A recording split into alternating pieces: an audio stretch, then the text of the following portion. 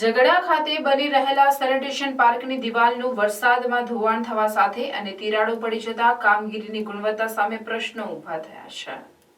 ઝઘડિયા સુલતાનપુરા ગ્રામ પંચાયતની હદમાં sanitation park બનાવવા માટે પંચાયત દ્વારા ઝઘડિયા 4 રસ્તાથી સેવા સદન વચ્ચે કલેક્ટરના હુકમથી જમીન ફાળવવામાં આવે છે। સેનિટેશન પાર્કની કામગીરી શ્રી રામ ફાઉન્ડેશન તથા અલગ અલગ કંપનીઓની CSR ની ગ્રાન્ટમાંથી કરવામાં આવે છે, જેનું કામ ફીડબેક ફાઉન્ડેશન દિલ્હી નામની સંસ્થા અલગ અલગ NGO સાથે મળીને કરી રહી છે। ઝઘડિયા સુલતાનપુરા ગ્રુપ પંચાયતની જે જગ્યામાં આ કામ કરવામાં આવે છે તેના માટે ખૂબ મોટા પાયે માટીનું પુરાણ કરી આ પાર્ક ડેવલપ કરવામાં આવી રહ્યો છે।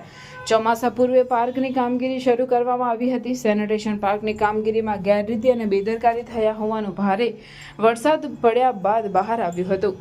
પાર્કની પ્રોટેક્શન વોલ વરસાદમાં ધોવાઈ ગઈ હતી અને પાર્કમાં બનાવેલી દિવાલોમાં માટી બેસી જવાના કારણે મોટી તિરાડો પડી ગઈ હતી તેમ જણાયું હતું। લાખો રૂપિયાની CSR ગ્રાન્ટના ખર્ચે બનાવવામાં આવેલ સેનિટેશન પાર્કમાં અલગ અલગ NGO દ્વારા કામ કરવામાં આવતા કામમાં કોઈ તટસ્થતા જણાતી નથી। ઝઘડિયા સુલતાનપુરા ગ્રુપ ગ્રામ પંચાયતના જવાબદાર અધિકારીને આ બાબતે પૂછતા તેમણે જણાવ્યું હતું કે આ કામ શ્રી રામ ફાઉન્ડેશનની CSR ગ્રાન્ટ હેઠળ એક NGO દ્વારા કરવામાં આવી રહ્યું છે અને કલેક્ટરના હુકમથી ગ્રામ પંચાયતે જમીન ફાળવી છે।